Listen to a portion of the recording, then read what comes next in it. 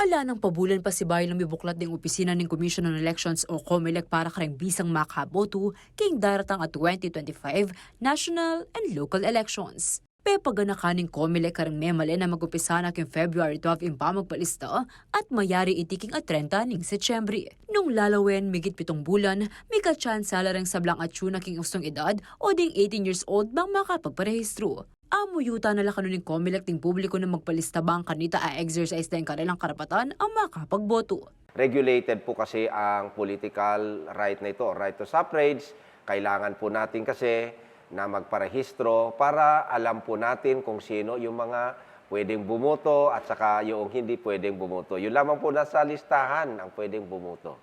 So magparehistro po tayo. Aparte king main offices ng COMELEC kareng balang balen at syudad, may ka-satellite registration muna man kanu kareng barangay, mall, eskwela o universidad at pribadong establishmento.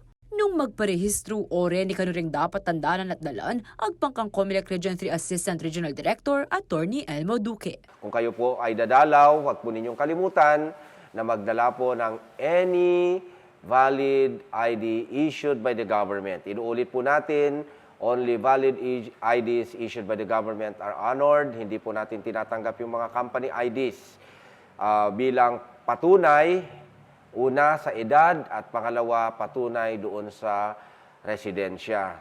Balaos naman ng kampanya ng COMELEC laban king vote buying. Inya e kung sana maging sangkanin pa magparehistro yung gawan niyang kapanakitan ng boto king malapit na yung halalan. Ang pagpaparehistro. Ang pagpaparehistro po ay isang sagradong gawain ng isang mamamayang Pilipino na kung saan ating kinikilala na tayo ay isang Filipino citizen sa pagpaparehistro at mayroon tayong kaakibat na responsibilidad.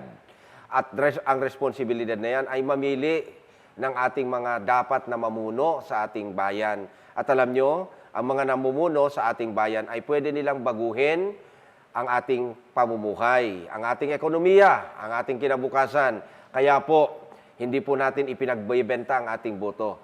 Magsimula pa lamang po diyan sa pagpaparehistro. Dapat hindi po tayo magpaparehistro sa maling motibasyon, sa maling motibo. Kundi tayo magpaparehistro dahil mahal ko ang bayan ko, may magagawa ako sa bayan ko sa pamamagitan ng aking pagboto.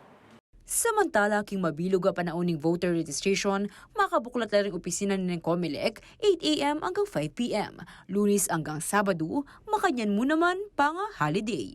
At bang enemy pasibaywan ng meging problema king pamanagalang king last din na ng pamagparehistro inyang milabasan, agad no kanusanang mantun panahundig sablang eligible ang magboto at Montana king COMELEC registration area. Ako, inke kayong talasuyo, Liana Canilaw, ating pusong makabalin.